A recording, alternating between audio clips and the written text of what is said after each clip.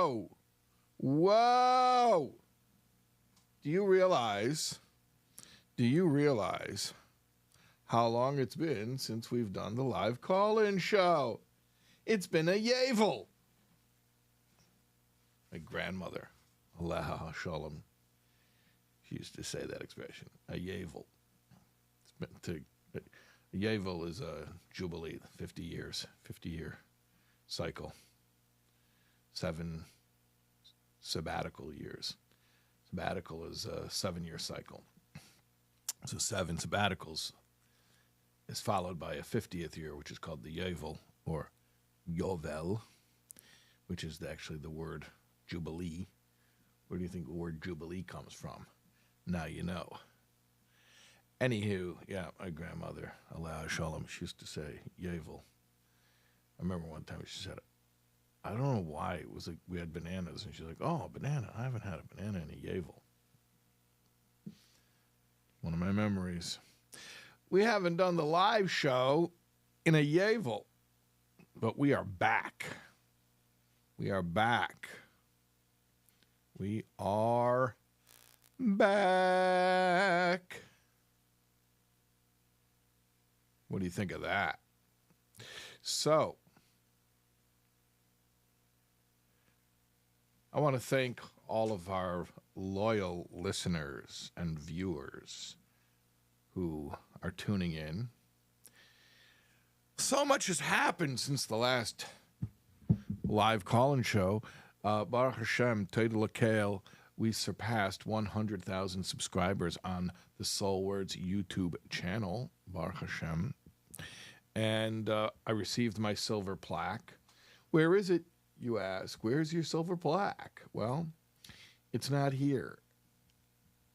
It's not with me. The silver plaque is actually at the SoulWords house. You all know, I'm sure you all know about the SoulWords house, which is a center of Torah study and gathering. And we did a big event there, Yud Aleph Nissen, the night going into the Rebbe's birthday. We had a group of women there learning a letter of the Rebbe, the 30th letter from the 30 Letters in 30 Days series. That was awesome. So the SoulWords house, in the basement of the SoulWords house, is a state-of-the-art video production facility. It's a podcast studio. See this thing? I'm sitting here right now is like really a, you won't believe it, but it's a garage. It's not even a whole garage. It's half a garage. It's my studio right now. But we built this awesome, gorgeous studio. Shammai and Yisrael from 321 Motion, who are my go-to guys for video production. They went to B&H, and I don't even want to tell you how much they spent at B&H. It's a lot. It's a lot. You won't guess the number, how much they spent at B&H. And they brought all that equipment over to the basement, the SoulWords house, in the studio in the basement. And that's where the plaque is, because we're setting up a little set. And I figured, well, it would be appropriate on my new set to have my new plaque mounted on the wall attractively so that everyone can see that I have a silver plaque. That's for 100,000 subscribers. God willing, 1 million subscribers is a gold plaque. 10 million subscribers is a platinum plaque. Let's see. With Hashem's help, maybe we'll get there. Moonlight. What was Moonlight's name? Monique? Is that right? She says, I'm so happy you're back. I'm so happy you're back. Thank you so much. Thank you. By the way, you're wondering, I want to write in the chat. Well, if you want to write in the chat, you have to be a subscriber to the SoulWords channel. And there's a reason why I do that. No, it's not because I'm trying to get your $3 a month or whatever it is. It's because I don't want wackos and trolls writing in the chat. So I figure being a subscriber is somewhat of a barrier to entry, and it weeds out people who are insincere. But I suppose if you really wanted to subscribe, if you really wanted to troll that badly, you can invest with a little foresight, and you could pay the subscription fee, and then you could post in the chat all you like. Okay. Anywho. Speaking of subscribers, yes, we have a fan of the Collins Show live with us right now. Yes. Her name is Miriam. Are you ready to take her call? Well, I think I would sound foolish if I would say no. So, yes. Hello, Miriam. Welcome to the call. Hi, thank you so much for taking my question. Yeah, absolutely. Okay, you're the first caller of the new, I don't know if it's called the new season, but we were on hiatus for a while. Now we're back, so you're helping us to get back into the rhythm. Okay, I'm so excited. Yeah, no pressure. Okay, so you recently mentioned the soul and body alignment when a person is depleted or tired. Yeah. Correct me if I'm wrong. Okay. So from what I understood, it's not the soul because it's composed of pure energy. That's what you mentioned, resulting in the body not being met with its needs. And that's why we think we're depleted, like we're exhausted or tired. So how do we understand the body's needs then? Like if we think we're giving the body what it needs and it's exhausted, and then is it the I was thinking, is it the traumas, but is it like the tikkun of the soul that needs to be addressed and healed in order for the body to be balanced? Okay. Therefore, having its needs met. All right. So a lot of questions out on the table. So let's go. Yeah. Let's go slowly. One at a time. Okay, one at a time. Right. We're in no hurry over here. We can luxuriate in our exploration of these ideas. So first of all, for everyone who doesn't know what you're referring to, I think you're referring to a short or a YouTube short or an Instagram reel that I posted where I was answering a question about what do you do when your soul feels depleted. And I said, well, actually, that's a misnomer because your soul can't be depleted. Your soul doesn't get tired. Your soul is pure energy, like you just said. So that's not what it really is. It feels like your soul is tired, but your soul isn't tired. Your soul is vitality itself. What happens is the body, the vessel, is not interfacing well with the soul, and so that's what creates that feeling of being tired. But it's not really the soul that's depleted. So that's just to clarify for people who didn't hear that, or who don't remember it. Maybe they saw it, but they don't remember it. So you're asking a question, which is okay, fine, I get it. So then, how do we address the needs of the body, and how do we know what they are? How do we identify them? And then you suggested perhaps some possible interpretations of, I think, issues that arise that cause the body to have unmet needs. That's what it sounded like you were saying. But, you know, and you said, correct me if I'm wrong, and I'm going to say the same to you, correct me if I'm wrong. Did everything I say adequately represent what you had said? Yes. Okay, that's so awesome. I'm out of practice. We haven't done this in a while, so I'm thrilled to know that I'm actually capable of paying attention and retaining information. Yes. So let me switch things up on you for a minute, okay? Okay. All right. Let's make this not so theoretical. Because, you know, I don't think you're writing a paper on this topic. I don't think you called about this because you have a homework assignment due tomorrow about this subject. Right. Right. It's probably something that personally is relevant to you. Yes. Okay. So can we talk about it a little bit from that perspective? Because I just think it'll help us to of course. tackle the subject a lot better. Yeah. Yes. So I'm going to backtrack. Okay. I'm going to backtrack and say that I never had issues with anxiety. Until? Ever, thank God. Until? Until I would say a few, I don't know the exact date, but I would say a few months or right before October 7th. Okay. And then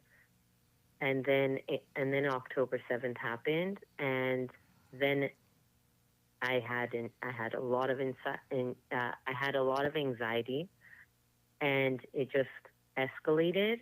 And then I also, once I realized that, stuff it might be something I need to get therapy for, I started therapy, and then I started having insomnia.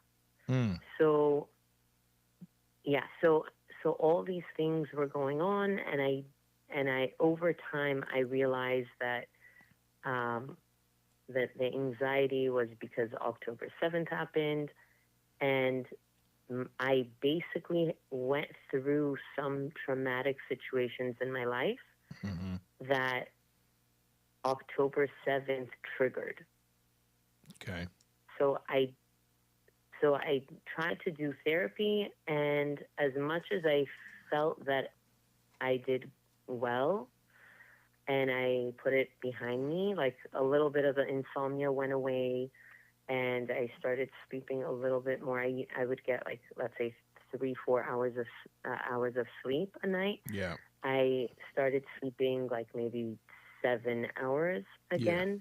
Yeah. And then more recently, I'm going back to the insomnia, and I can't figure it out, and that's what I'm basically referring to when I say that I'm trying to meet my physical body's needs, but I'm also just relapsing again.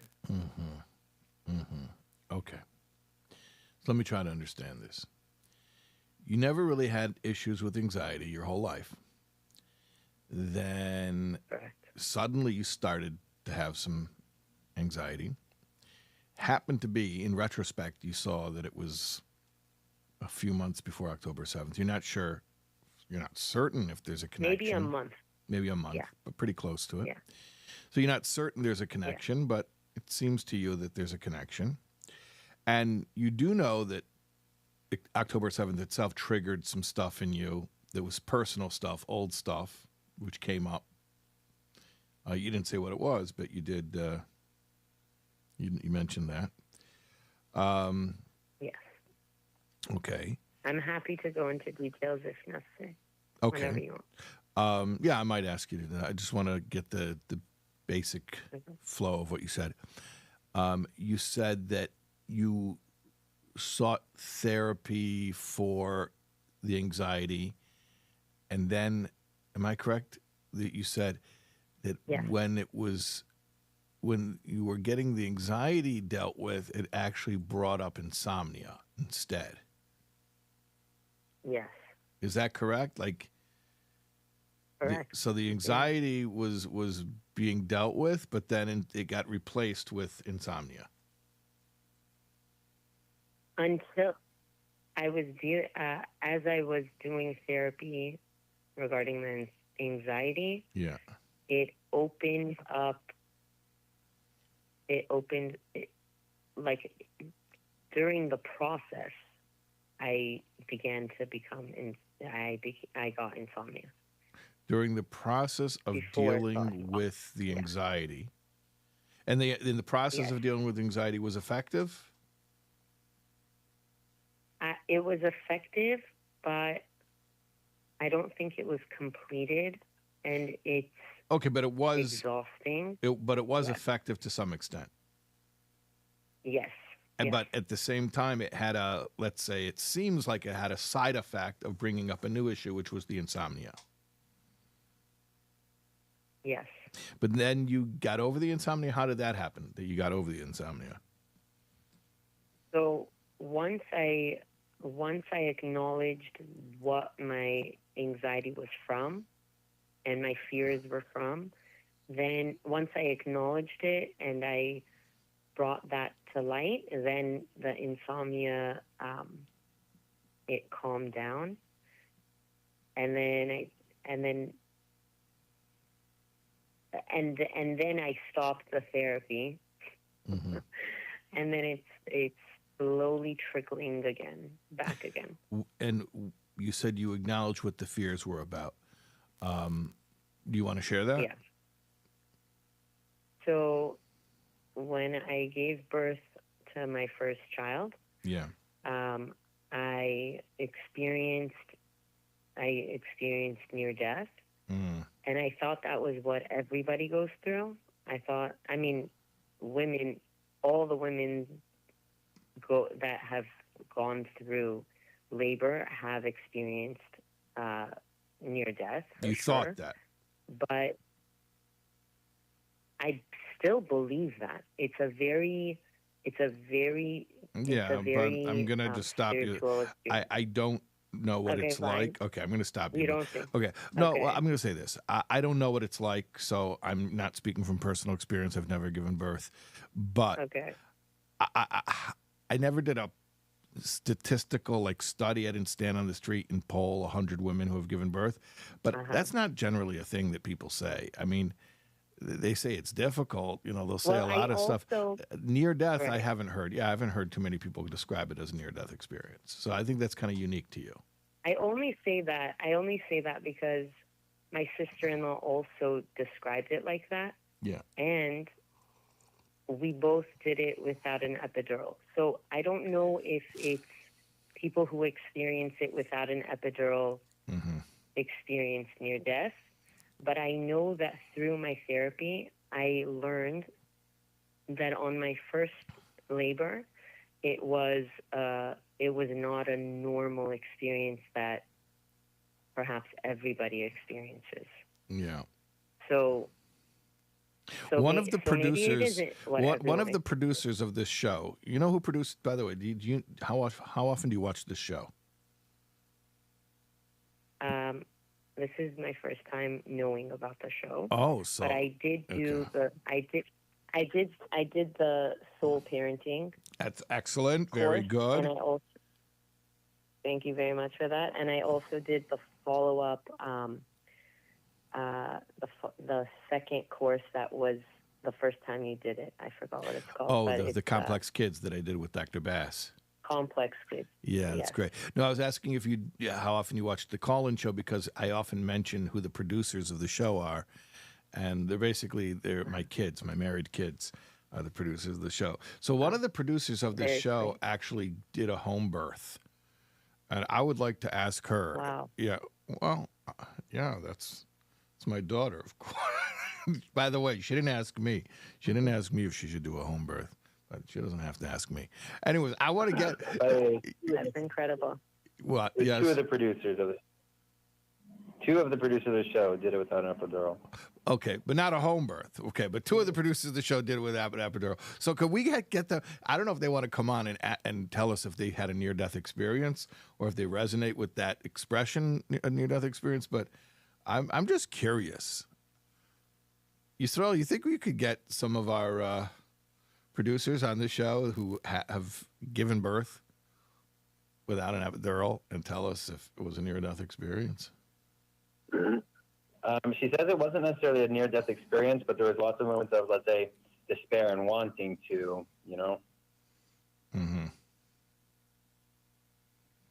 Meaning it's called labor. It's called labor for a reason. It's like labor. It's intensive labor. Mm-hmm. So when I went through that, I was fearful and I was panicking and I went through all these emotions and then I realized that every night also I didn't mention that when I was having insomnia, I would, after waking up after 3-4 hours of sleep, I would wake up in a panic. Yeah. And my heart was racing and I had an adrenaline rush and I literally went walking at 5:30 in the morning. Like, that's how much energy By I the had. way, I had to get out, and I had. I'm sorry to Yeah. backtrack, but I think I got a little bit hung up on the words that you used. I tend to do that. I use words. Because I'm so dramatic. No, because you use the word near-death experience, which has a very specific official meaning. I'm now realizing that that's probably not what you meant, and I would like to go back and clarify. Near-death experience, if you Okay. Google it, okay, it means like people who actually are clinically dead, and they have a very specific experience of often like a white light, a tunnel, seeing departed loved ones, floating above their body, looking down, seeing themselves, seeing their own body. I don't think that's what you meant. I think what you meant is that you felt like when you were giving birth, you really felt like you could die, and you felt the fragility of life at that moment in a very intense way. Is that more correct? Yes. Okay. Yes. So you didn't have Yes, like a you white said it light perfectly. tunnel with No, like no, your no. great grandmother telling you, please come into my loving no, no. arms. Okay. So I just want to know. Right, you're Okay. right. Okay. So, but you took the course about Thank you for complex the kids. clarification. Yeah. Yes. So I'm just telling you, Yeah. if you have, if you took the course about complex kids, that means you have a neurodivergent child. So I'm just telling you from my little neurodivergent brain, you use the term near-death experience. I got really hung up on that because that has a super specific meaning.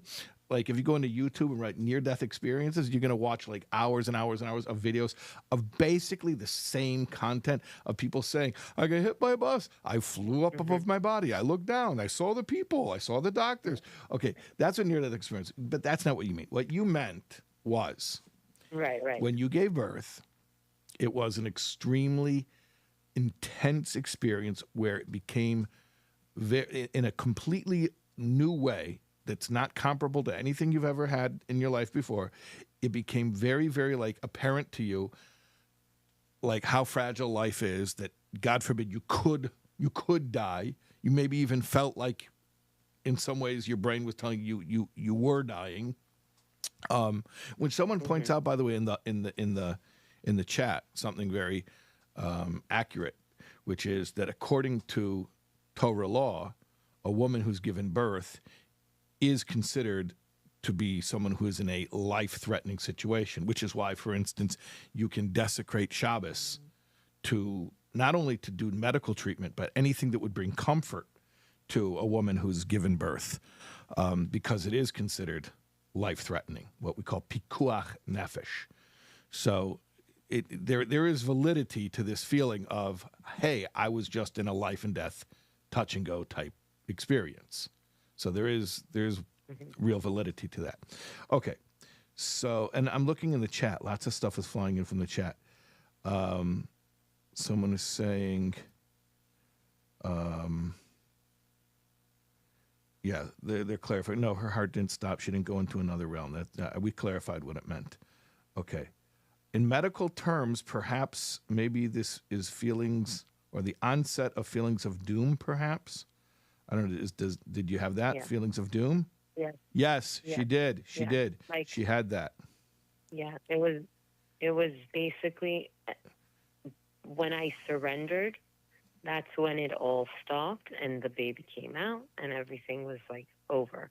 Mm-hmm. But Mm-hmm. but yeah, it was When you very surrendered, intense. It meaning was when you not accepted the fact that near- you could die. Yeah, when I said, okay, I'm done. Like I'm done. I'm done trying to fend for my life. Like I'm just Right. ready to go. Meaning Like I you- could you die could right take- now. Yeah. And that, Yeah. which is a very intense Yeah. feeling of surrender, of like I'm not even trying to use my survival instincts. I'm completely done. Correct. Really done. Yeah. And then you gave birth. Yeah. Someone's And writing then the in baby came. someone's writing in the chat, did she give birth only once or more than once? You said this was your first child, so I don't I know. have 4 kids. You have 4 kids, and this happened 4. from. I went through it 4 times. And you had similar experiences each time. So the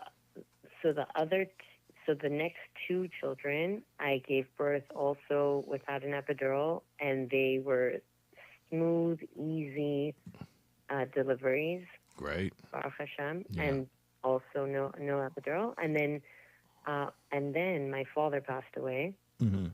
So when I went into labor with my fourth child, Mm-hmm.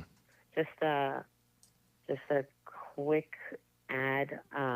When I was going through labor, I also told myself, I made this up in my own mind. Is there truth to it? I don't know. But I basically said, like, my father's going through so much pain. He had cancer.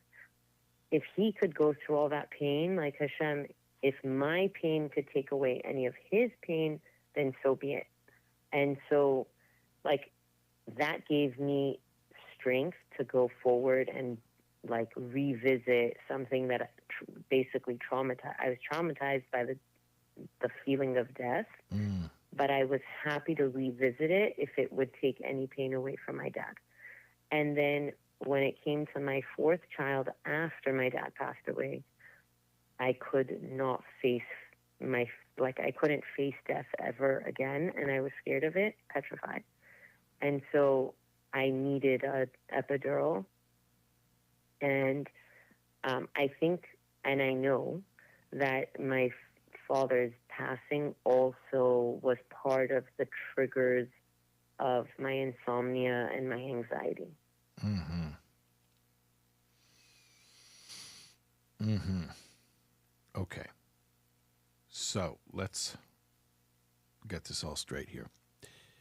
You started having feelings of anxiety a few months before October 7th. You went to therapy for it.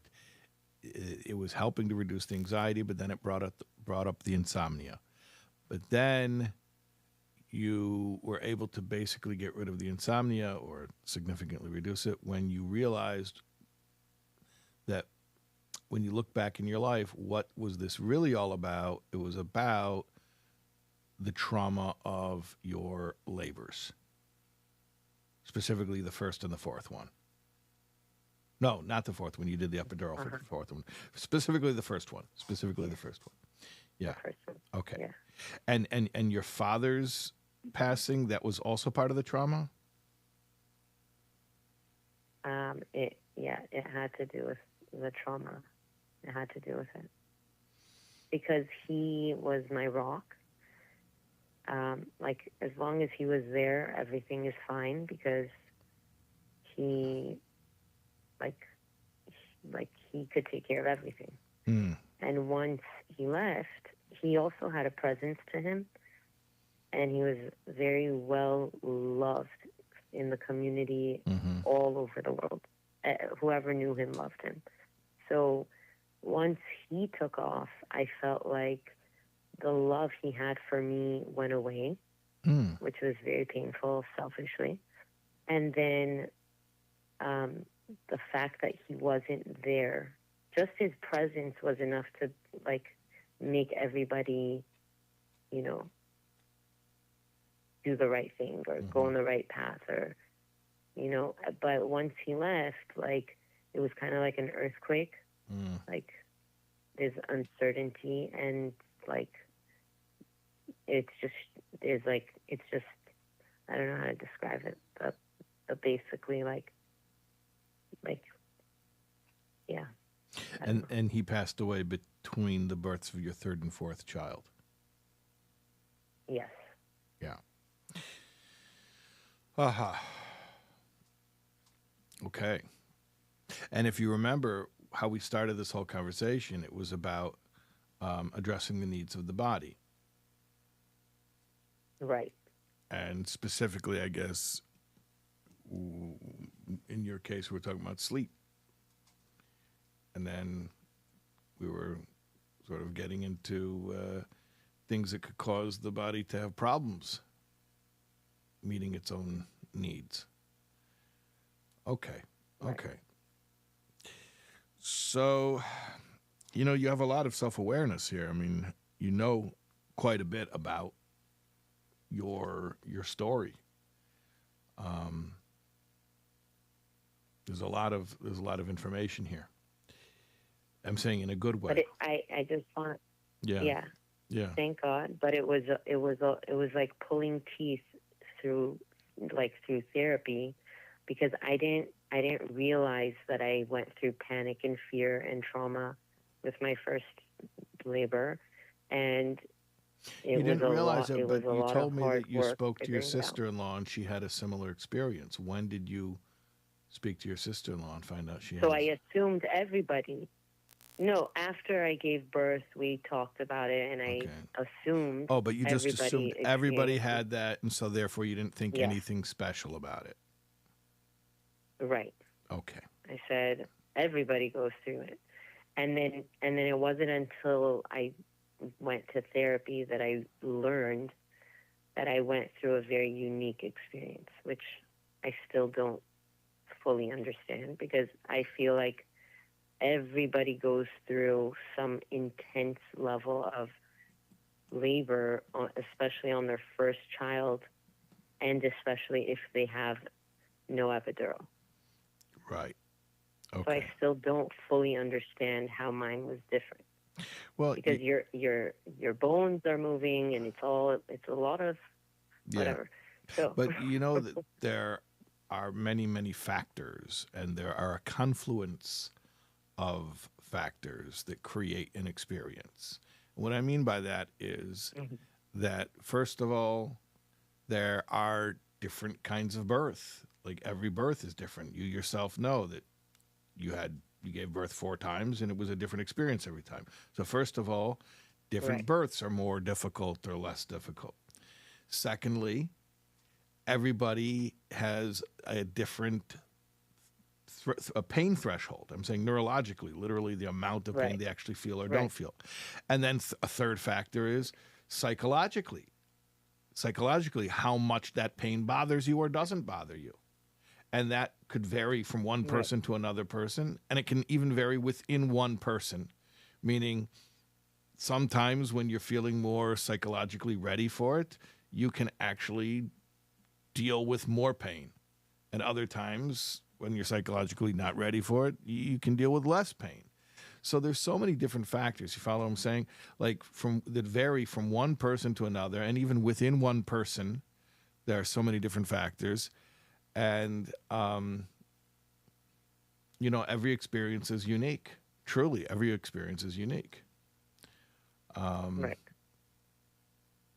So I don't know if I feel like you have like this desire to make some type of a general statement. And what I'm going to tell you is, I'm not going to tell you don't do that, but I'm going to tell you don't need to do that. I'm going to tell you that I don't think it's as important as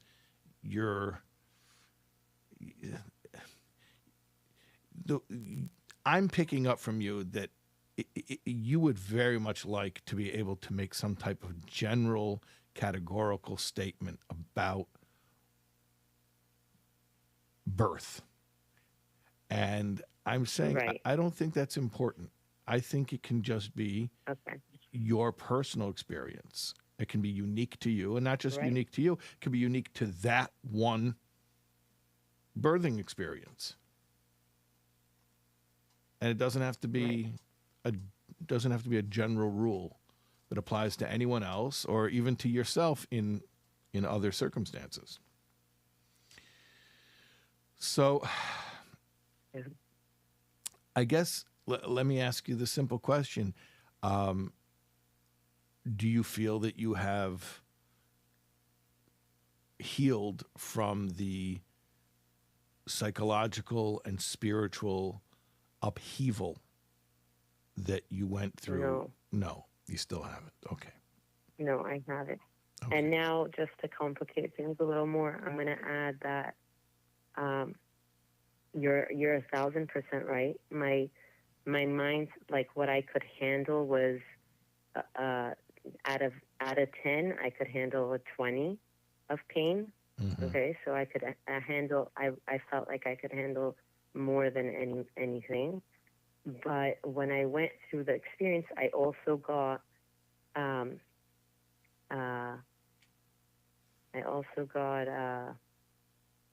I forgot what the term is, but my nerve basically, like one of my nerves I forgot what it's called, but basically one of my nerves on the bottom right side was also sciatica. Yeah. I was having sciatica. Yeah. So that happened 10 days before I went into labor. And also I was experiencing insomnia because of the pain from that. And recently I feel like this same issue is like revisiting me with the sciatica. Mm. So I don't know why this is like revisiting me, but it's like knocking at my door, and I know I'm trying not to give it all this attention, but now I am, because I'm speaking to you. Thank you. Really, really thank you for making this available so I could share it. But I don't know what it's trying to get my attention for. I don't know what I'm supposed to do. I'm like, I'm not as scared as I was before, because I addressed the issues. Like, I was so fearful before I addressed these issues that like I made sure that my husband and I got guns and we knew how to shoot in case we need to do self-defense. Mm-hmm. And like we got vehicles to be able to escape, God forbid, any situation. Like, that's like a different level of kind of crazy insanity. Mm-hmm. And like, and I'm fully aware of that. Mm-hmm. And now I'm like, so now I took care of that part, but now I'm getting the sciatica visit, and I'm going. Are you getting the sciatica, or are you afraid of of it?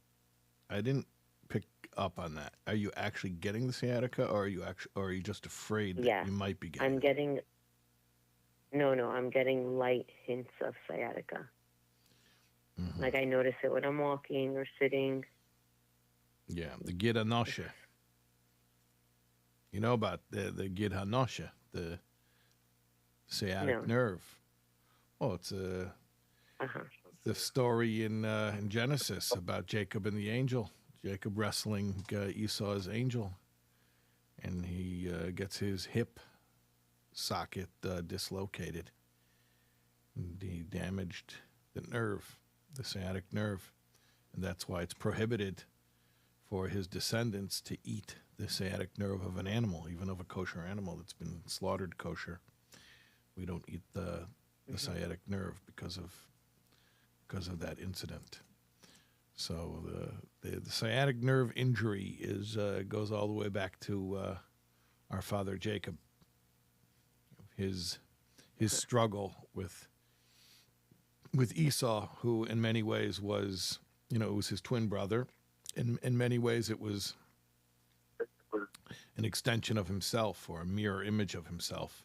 It was an internal struggle. Jacob and Esau are twins. They're often compared to the two souls, the godly soul and the animal soul, the two inclinations, the evil inclination, the good inclination, struggling within us. Yeah. So, I'm not saying your sciatica is completely spiritual. I'm sure that there are physiological reasons, like and being pregnant is a very common cause for sciatica. It just puts pressure on the body, so it's obvious physiologically why that would happen. But it's interesting also that spiritually it does have significance.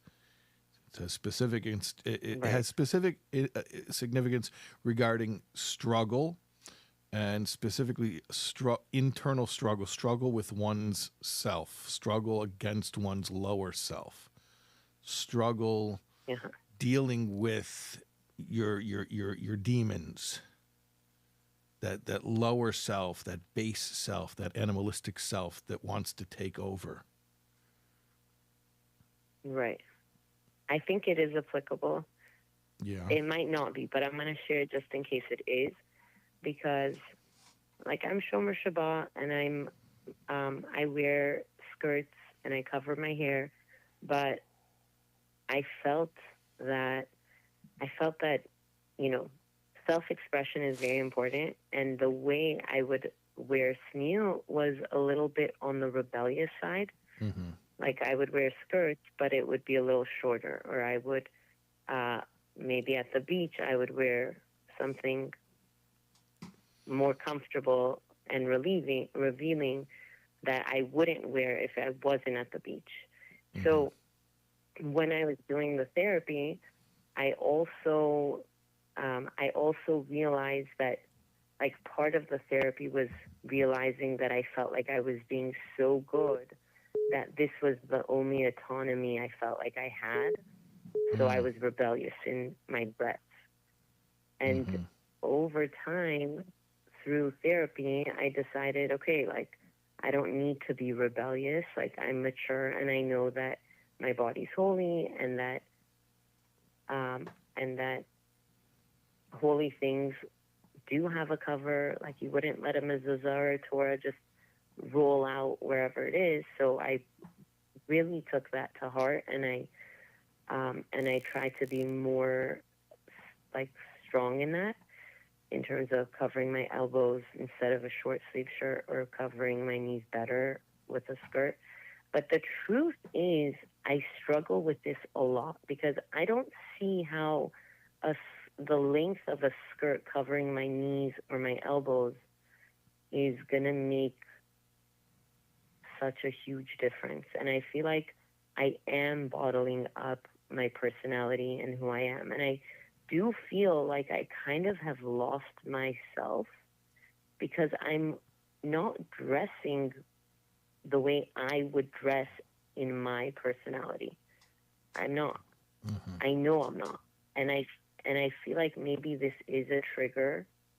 Yeah. I feel like it's a trigger. It could be a trigger. Well, it is. It is a trigger. If you're telling me you're being triggered, then it is. Yeah. I think it's significant. You weren't sure if it was connected, but I think it is. It's interesting. I'd like to explore that. I'd like to understand that a little bit better. I guess, tell me more about this. Like, when did you start to struggle? When did you start feeling resentful about these laws of modesty, the restrictions, the regulations? What's as far back as you can remember? Like, how far back can you remember feeling the first time you were consciously resentful of this? When I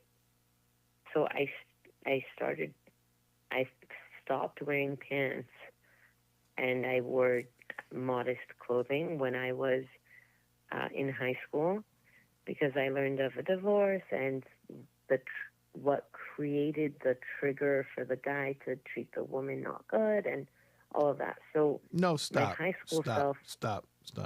Okay. Stop. And then fast forward. You were in high school and you heard about a couple. That was just my. No. I'm gonna interview you. Close to Somebody you knew close to you got divorced. Yeah. And you. I think he had psychological problems. Yes, he did. And you were 15? 100%. You didn't say how old you were, but how old were you? 15. 14, 15, yeah. 14 or 15. And in your mind, it was because his wife, or now ex-wife, was wearing pants. And that's why the marriage fell apart. No. I said, what causes men to do things that are inappropriate?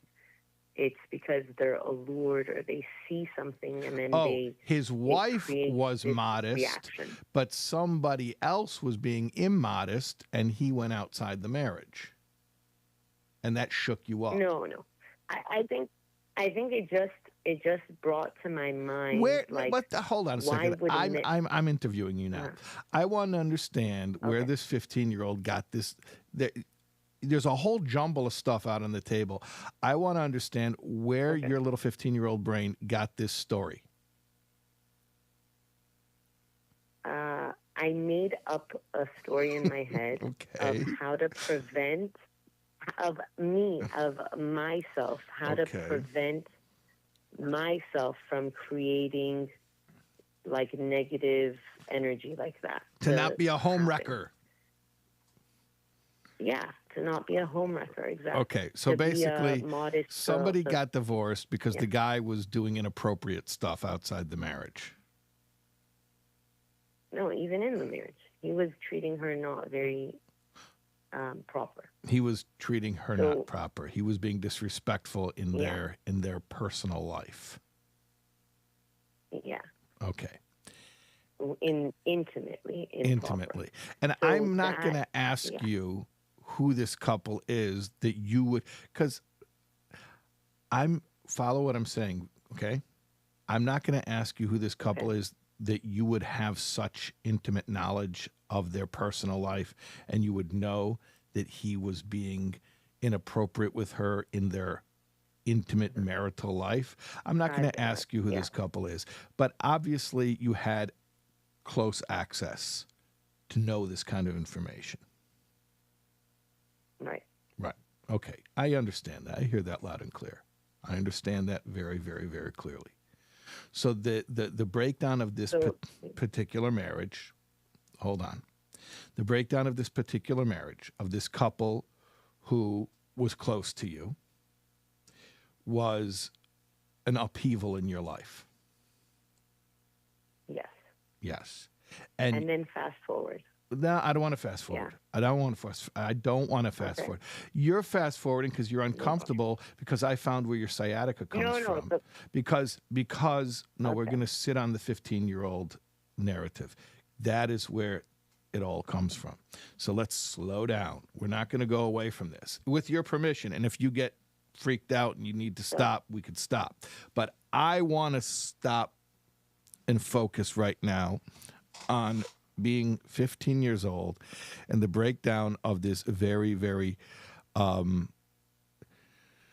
this couple that's close to you. And I'm trying to be super sensitive. So, and I understand that there's privacy and there's, you don't want to. No, I'll be as open as you'd like. I'm totally okay with that. So it was, I'm going to be very open. Okay. It was my dad's nephew, and it was my mom's niece. Okay.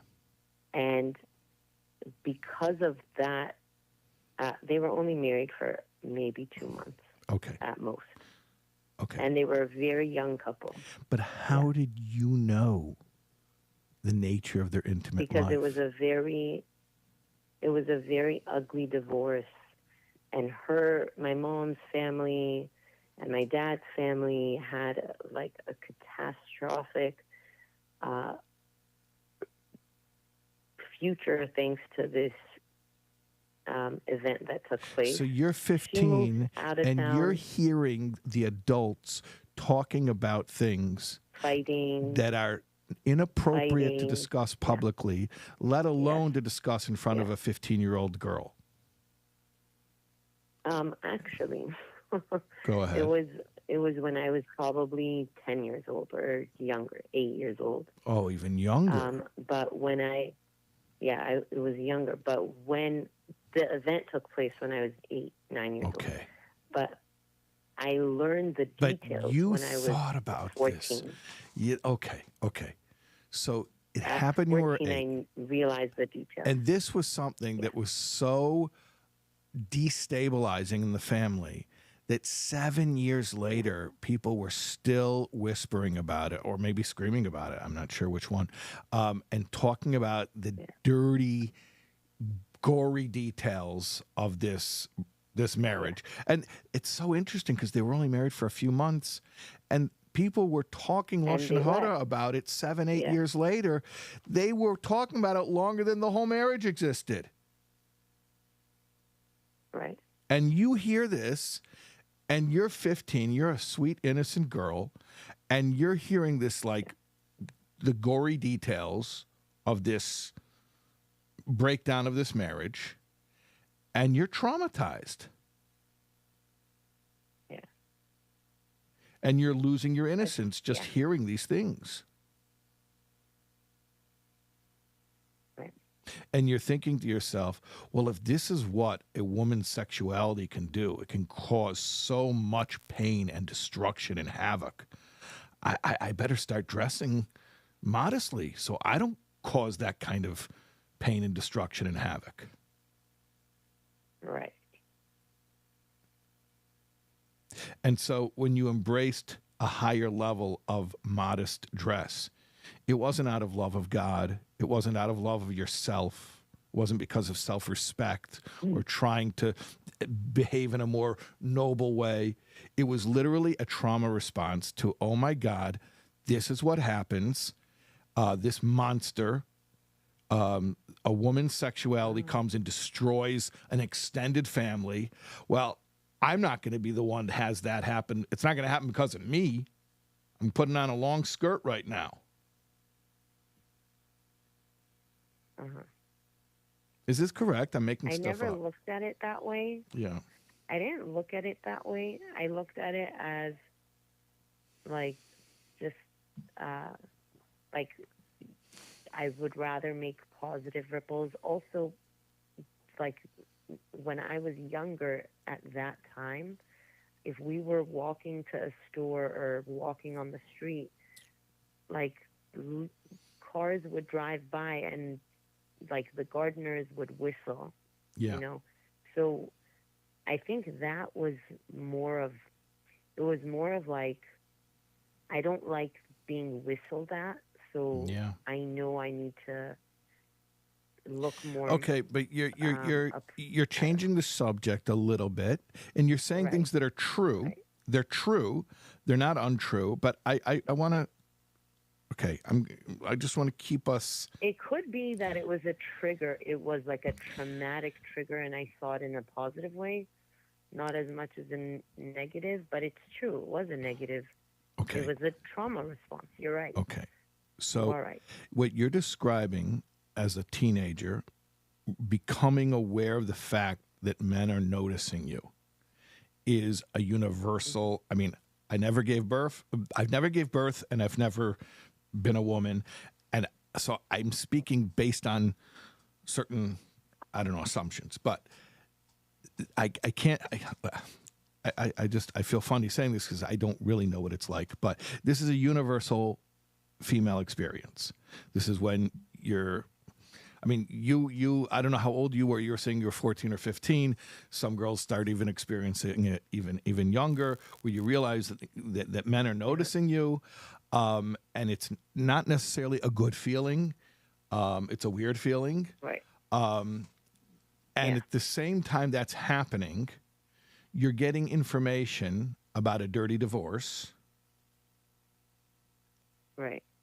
And you're identifying with that story while you're processing your own coming of age and sort of plugging yourself into that story and being like, well, if the gardener is whistling at me, how many steps removed are we from me being the one who destroys a marriage and creates a ripple effect that devastates an extended family for years? Mm-hmm. Right. Right. So what I'm saying to you is, it is not at all surprising to me that you still struggle with modest dressing, because it's not something you embraced as something that you value as a virtue. It was something that you did because you were witnessing devastation and you were trying to mitigate some of that, and this was in your little 15-year-old brain, and I guess you didn't really process it with. It sounds like you didn't really process it with anybody. I mean, did someone help you come up with this narrative, or this is basically your own 15-year-old thinking? This is on your own. This is what you came up with, and you made this decision. You're not wearing pants anymore. That was a big decision, wasn't it? Yeah. Yeah, that was a big decision. You remember making that decision? Yeah. Yeah. What did that mean to you when you made that decision? What was the significance of that? That I wanted to be different. Different than what? I wanted to be different. Than what? Than how I grew up, and How my did you grow up? surroundings, that What does that mean? Different than what? I don't know. Different than, I don't know. I don't know. Can I How did I want to be float different? something out and you tell yeah. me if it resonates with you? Please. Yes. You're looking at your family and you're seeing a broken marriage, which, again, lasted a very short time. People were talking about it. I'm just doing the math here. It lasted a few months, which is like a quarter of a year. They're talking about it for 7-8 years. So they're literally talking about this marriage 32 times longer than the marriage itself existed. I think my math is correct. Yes. Okay. So that's how you And grew more, up. yeah. And by the way, I'm not saying that you grew up in you had a terrible upbringing and your family's dysfunctional. God forbid. I'm not saying. I think you have a wonderful family, and I know that you adored your father and he was your rock. And I know that just from talking to you for the past 30, 40 minutes. So I'm not saying you had like a messed up childhood. Okay. But one of the things that you associated with the way you grew up was a lack of sexual safety. Mm-hmm. Also to add, I went to private school, then I went to public school while all my siblings were still at private school, and we were allowed to wear pants and tank tops, but my mom was also very controlling of how I dressed or how I went out or if I went to sleepovers. Like, she was just very controlling, even now as an adult. And I feel like that also has to do with it, because if I was wearing a tank top, she would say, like, you have to pull it up more, or you have to wear a jacket, or you can't wear shorts. Like, she was just controlling. So I started wearing modest clothing, and yeah. But can I point something out to you? I feel like, yeah. Sure. Your mother made comments about the way you dressed for years. Yeah. But you didn't make that change in the way you dressed until you found out some inappropriate information that you shouldn't have known. Right. Okay. So you actually, when you're saying that your mother used to comment the way you dress, you're actually proving my point, which is it really didn't have to do with her comments, because for years she made those comments and you continued to dress the way the other girls in your school would dress. But when you were traumatized by finding out dirty information, the brutal, sordid details of somebody's personal life, which really shouldn't have been discussed. I don't know how you found it out. I don't know if you walked into a room and people were talking about it or whatever. It doesn't matter. The point is, they shouldn't have been discussing it, and they were. And because of that, as a result, you found out about it, and you didn't know what to do with it. And then all of a sudden, it's like, all of a sudden, you were traumatized, and then it threw you into this new level of dressing modestly. So what I'm saying is, to me, this story is not so perplexing. When you say that you resent or you struggle with feeling resentment about dressing modestly, it makes perfect sense to me, because I see how that came into your life. It wasn't a pleasant thing. It wasn't. You didn't embrace it out of love. But I sought the truth, and I felt like it was I identified with it strongly. Well, that's Jacob and Esau. You understand what I'm saying? Yaakov and Esau? Right. So, because there's two parts of you. So you're saying that even though it came to you in a dysfunctional way, in a traumatizing way, but once you did it, you did connect to it. There is a beauty in it, and they can both be true. Right. They can both be true. In other words, there is spiritual beauty in modesty, and there was a part of you that felt that and appreciated that. But at the same time, there was a part of you that felt like, oh my God, if men could just not be creeps, I could just wear pants and not have to worry that I'm going to destroy Right. someone's life. Right. So And- then what's, like, why do we need to cover specifically the elbow and the knees? Why can't we just wear a skirt Yeah. and not have it too tight? Yeah. So if you want to get into a discussion of the halachas of tznius, I think everybody's going to leave this call. You're going to see them Right. dropping off. It's not interesting to me. Can we? Yeah. Can they comment if they want to know if it's necessary to cover the knees and the elbows, and if they're not interested in it, then we'll move on. You want me to do it? You want me to poll the room? I'm not interested in it. So let me tell you something. Okay, I'm not interested in it because here's the thing. Everybody should ask their rabbi, and they should receive guidance in how to follow halacha. So I'm not going to discuss knees and elbows, just like I'm not going to discuss the nuances of Shabbos observance or of how to keep kosher. Right. I'm not interested in that, because everybody should just consult their rabbi and get guidance and adhere to the level of halacha that they were told is appropriate for them. So that's it. Right. But I'm more interested. So I'm going to add. Yes. I'm going to add. I was not rebellious about my dress until I graduated high school and I went to Israel for the year.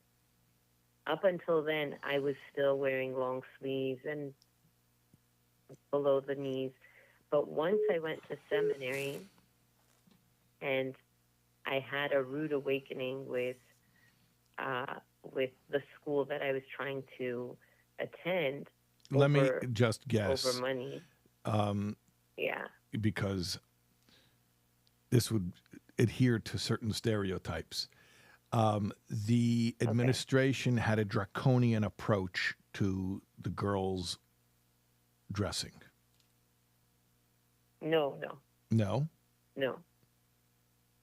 It wasn't. It had nothing to do with that. It was.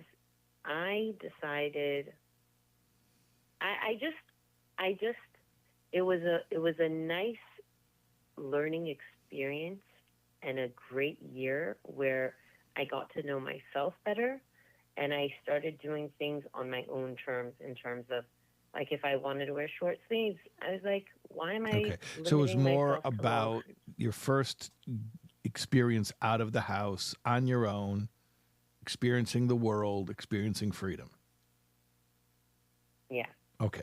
But so basically, let me just retrace this story because I got to make sure that I'm following. All right. So you had this traumatizing experience where you found out the gory details of somebody's divorce from 8 years previously. You internalized that as sexual shame, and you started keeping tznius in this neurotic way. You were able to basically maintain that without any feeling of conflict for a number of years, for a few years. And then you went away to seminary, you experienced the big world, you had a taste of freedom, and you were like, why am I maintaining this extra restrictive level of modesty? Right. Right. Like, I still continued wearing skirts and right, but the story makes perfect sense. I just want to point out this all makes sense because, all right, so you took on this restrictive level of tznius, of modesty, but because of this traumatic experience. You got away with it for a while because really there was nothing to make you feel conflicted about it. Like, it was fine. There was no, you didn't really perceive any other option. There was no temptation. You got out of the house, you experienced freedom, and all of a sudden there was this other option. It was like, why am I still restricting myself? So then that's when you started to experience the feeling of conflict. So that, to me, that makes perfect sense. But, okay. Are you still with me? You following all this? Yes. Okay. So, people. Okay. No, here's the story that I'm hearing. Okay. So this is an incredible story. Okay. Here's where we started. I appreciate that. Okay, it is. It's amazing. People are amazing, but you are amazing in a unique way. Each one of us are amazing in a unique way. Okay, so here's the story that I hear. You never really had anxiety your whole life. You started feeling anxiety a few months or maybe even a month before October 7th. After that, you sought some help for dealing with anxiety. It was semi-effective, but it brought up this new issue of insomnia. The insomnia started to improve when you started to realize that you had some trauma from the birth of your first child. So far, so good? Yes. Okay. Which was that you had this experience of really feeling like you're going to die or you might die and having to just become psychologically okay, accepting that fact that you're letting go of the survival instinct and allowing whatever happens to happen. Okay. And that was an intense experience. All right. Which you thought was universal. You thought everyone had that, so you never really explored it. Okay. All right. Prior to that birth, you had sciatica during your pregnancy, when that was actually the first time you experienced insomnia, right? Yes. Yes. Yeah, that was the first time you experienced insomnia. Okay.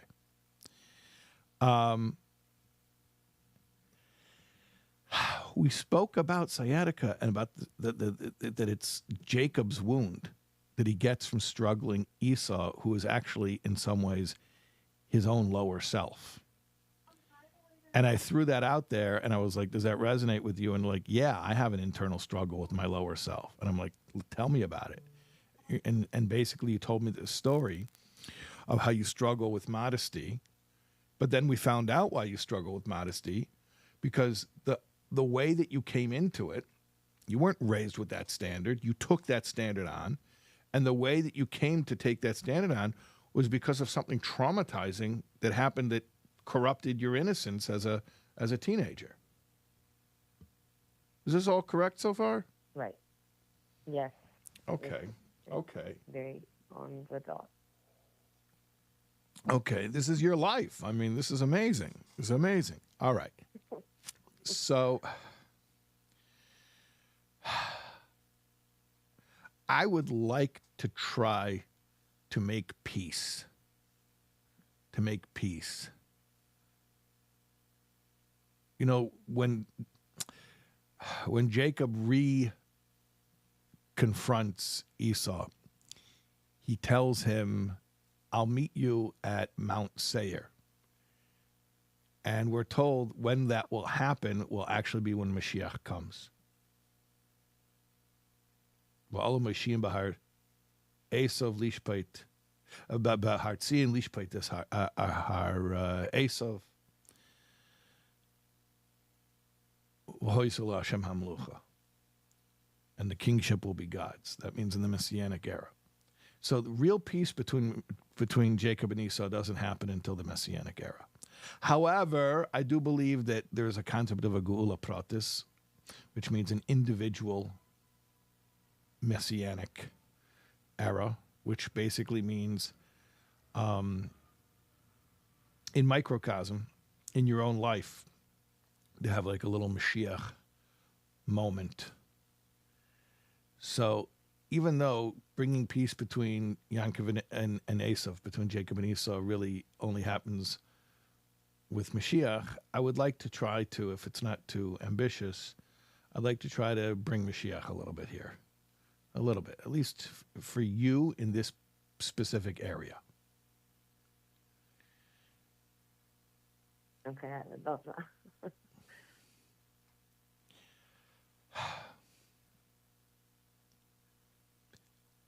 I think, first of all, somebody needs to go back and tell your 15-year-old self that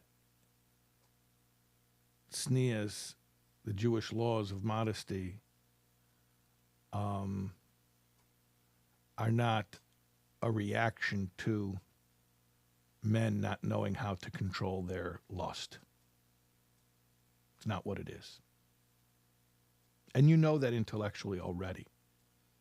But I want to tell it to you as a 15-year-old. I want to tell you that if you would like to start treating yourself with greater dignity and self-respect and cherishing yourself by dressing in a more regal way, then that's a beautiful act of self-respect, self-esteem, and that it should be very meaningful to you. And I hope you'll find it very fulfilling. But it has nothing to do with men not being able to control their lust. It's something you do for yourself, and it's between you and God. Right. And the fact that you have this need for self-expression, and that sometimes the clothing that you would like to wear is not halachically necessarily acceptable. I get it. It makes sense. And you're not trying to attract attention when you say, I would love to wear that outfit, even though it's revealing. It's not because I'm trying to get attention.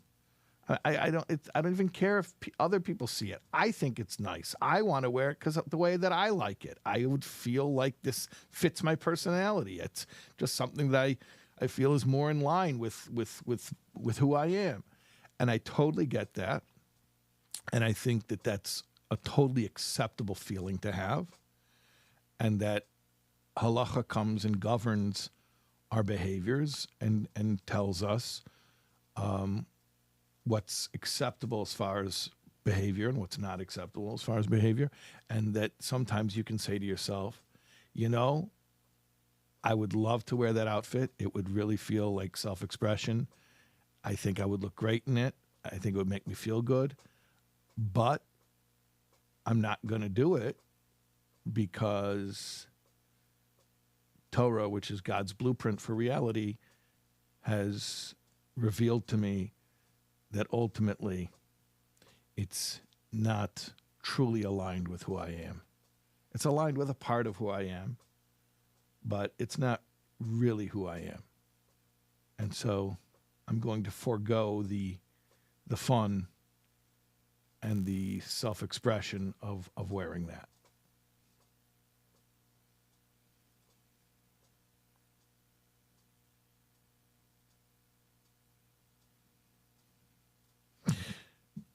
You still with me? Yeah. Yeah, I'm listening. What do you think about this?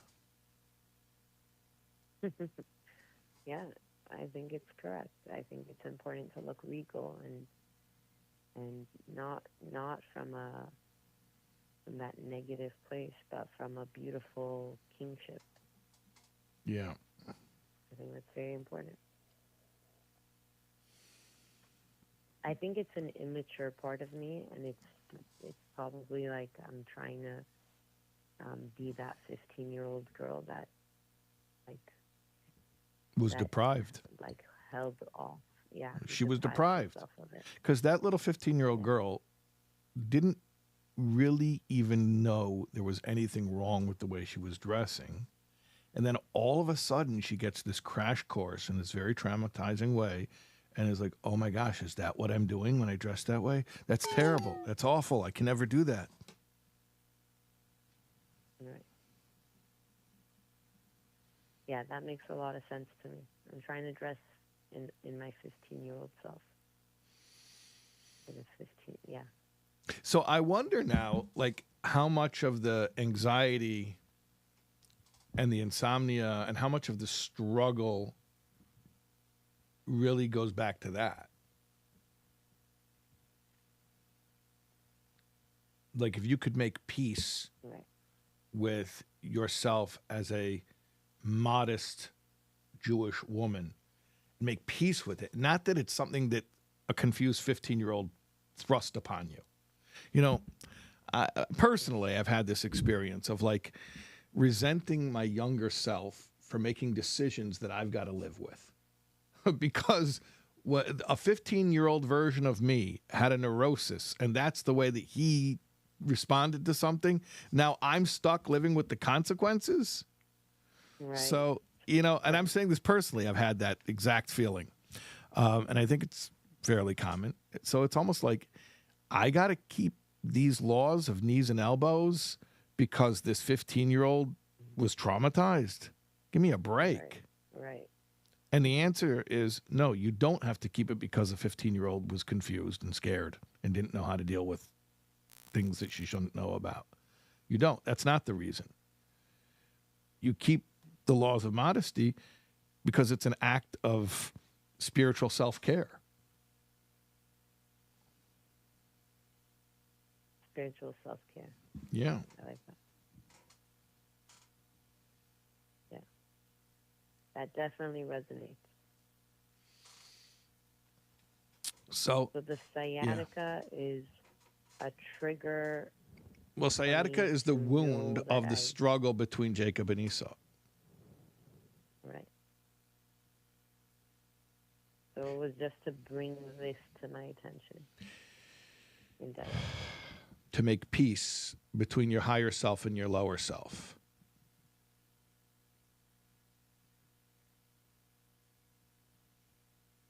Your higher self, which recognizes the beauty and modesty, which you described earlier, and your lower self that's conflicted about it. Your lower self, on one hand, says, well, I have to be modest or it will cause men to be lustful and destroy families.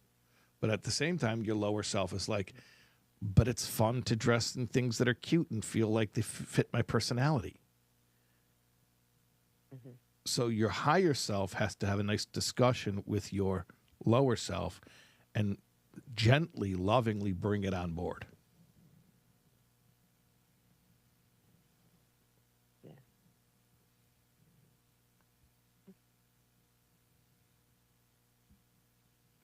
And I think when you can achieve that inner harmony, it'll address a lot of the underlying stress that is manifesting as anxiety, that's manifesting as insomnia.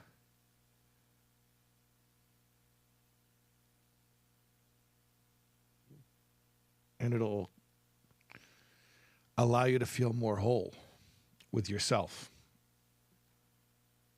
at peace with yourself. Yeah. Amen. I hope so. Yeah. This is fascinating. Do you find it fascinating? Yeah, I think it's I think it's interesting for sure. Yeah. Yeah. Pretty cool. And I believe, I know you said that I could be unique and different. Yeah. In my own personal way, but I think it's also a collective trauma that we all. I know you said not to, but. Okay, all right. You did such good work with me. I will indulge you. Go ahead and give in. Make your general proclamation. Go ahead. Yeah, I truly believe that we all, in our own ways, have experienced a collective trauma after October 7th. Like, that's true. I got triggered this way. Somebody else got triggered in a different way. That's true. And we're all just, like, trying to heal all of our wounds that we all have because we're here, because we wouldn't be here if we were perfect, right? So it's triggering everybody's wounds to heal it, and we could only heal it if we acknowledge it, which is what I wasn't doing in therapy. I spent like at least, I want to say like 8 of my sessions trying to cover up that I was fearful and panicking and had anxiety. Like I was like, everybody, like, why, like, I didn't get a gun because I'm scared. Right. I got it because I Everybody want to be ready to right.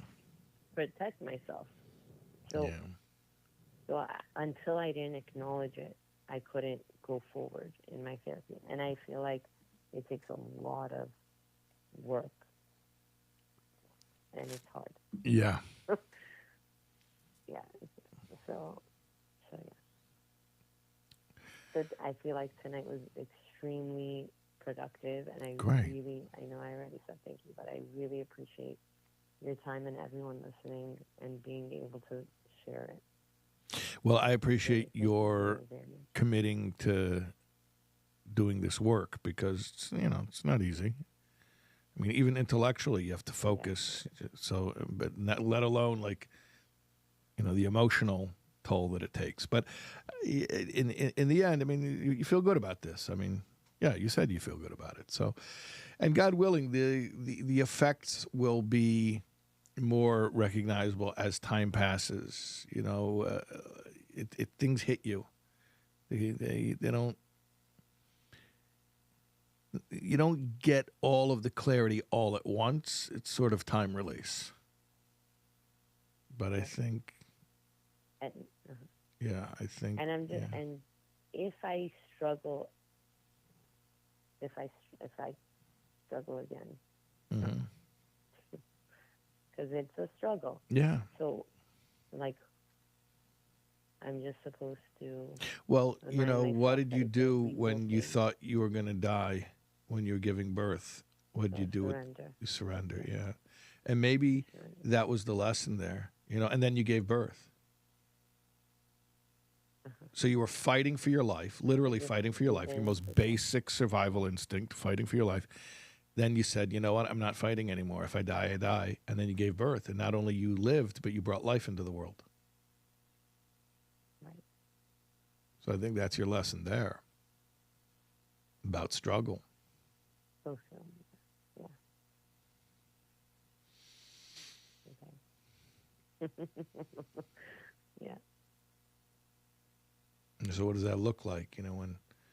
When you start to struggle inside, when the Jacob and Esau wrestling match is happening, but I want to wear this cute thing, and it would be so in line with my personality, and and then you start fighting back and forth with yourself, and you have that internal dialogue.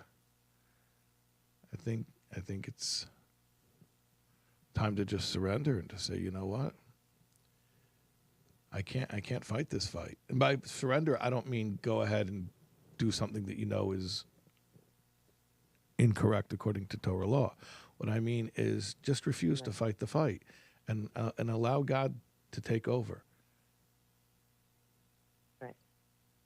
You'll do the right thing, and it won't have to be from conflict. You can do the right thing from a place of just seamless flowing energy, which is, I think, where we started from. I think that's where we started from when you said, you saw me talking about the soul can't get tired. The soul is energy. Right? So when we're in conflict, that's when the soul is not flowing through the body. But when we're at peace, then the soul flows through the body and we feel energized. Right. Wow. I really went full circle. Yeah, we did. We came all the way back to the beginning, like any good symphony. Incredible. Thank you. That was really cool. Thank you so much. Okay. Thank you, really. Yeah, no problem. All right, that was awesome. Thank you. All right. Have a good Shabbos. All right. I don't know if we have any other callers, but I think that's enough as far as phone calls. Yisrael, are we okay with that being the last call? I think so.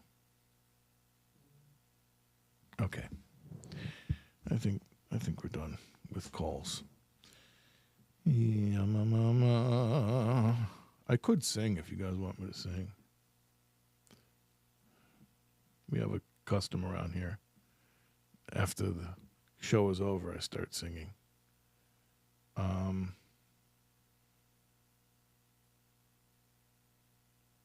Yisrael says, yeah, we're done.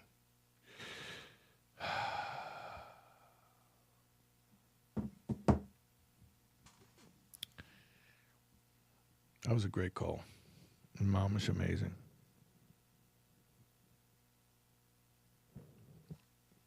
Someone's writing in the chat, great point. Expressing the feminine is not the same as sexuality. Profound observation. I couldn't agree more. That's correct.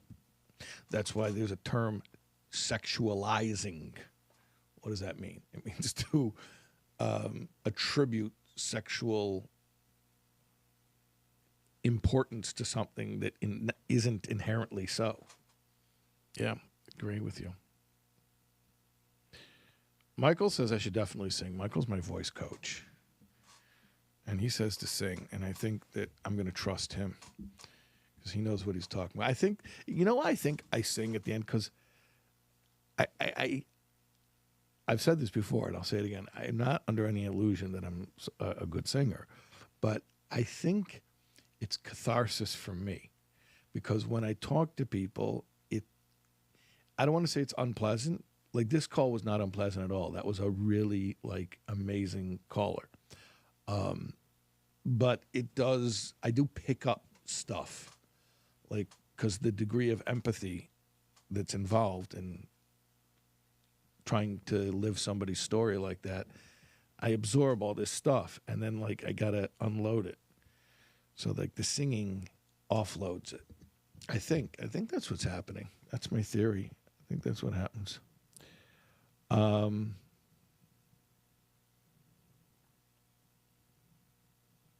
Yeah.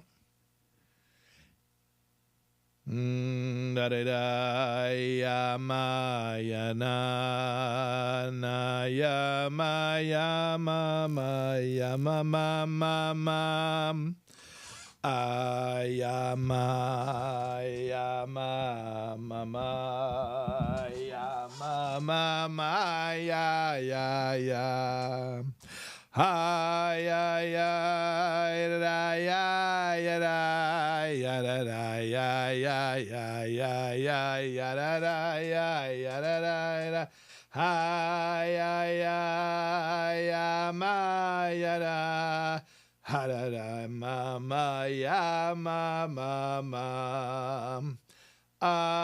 da da ya da da ya ya ya ya ya ya ya ya ya ya ya ha ya ya da ya ya ya ya ya da da ya ya ya ya ha ya ya ya da da ya ya hi ya ya ya ya ya ya ya ya hi ya ya da ya ya ya ya ya ya da da ya ya ya ya yeah. I do think it's healing. I do think that helps me to get settled. Okay. Ladies and gentlemen, boys and girls, children of all ages, I'm going to have some exciting news soon, God willing, about Lag BaOmer. But I'm not ready to give it yet. But God willing, soon, I'm going to make some announcements about Lag BaOmer, how we're going to observe Lag BaOmer in a meaningful way, in a special way. In an unprecedented way. But I'm not ready to talk about it. Okay. Everyone remember Count Sphera? Last night was 18. Okay. All right, ladies and gentlemen. I think we are done. I think we did an awesome job. Congratulations, everyone who took part in this. You are all indispensable. And I do believe that. I really do believe that. Maybe this sounds like I'm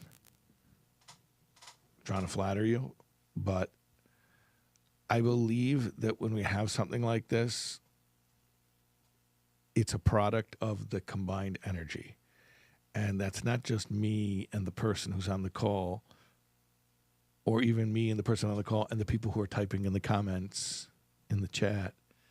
But I really do believe everyone who's watching this, and even in a way that transcends time limitations, I even think the people who will watch this later, like this is live right now, but someone will watch it tomorrow or in a week or in a month. I believe that everyone who is energetically connected to this experience is bringing something to it that creates the uniqueness of this experience. So that's why I say thank you for everyone who participated, because you're responsible for making it what it is, really and truly. Okay. Yeah, and make a bracha achrayna. Someone's writing in the comments, yeah, make a bracha achrayna. All right.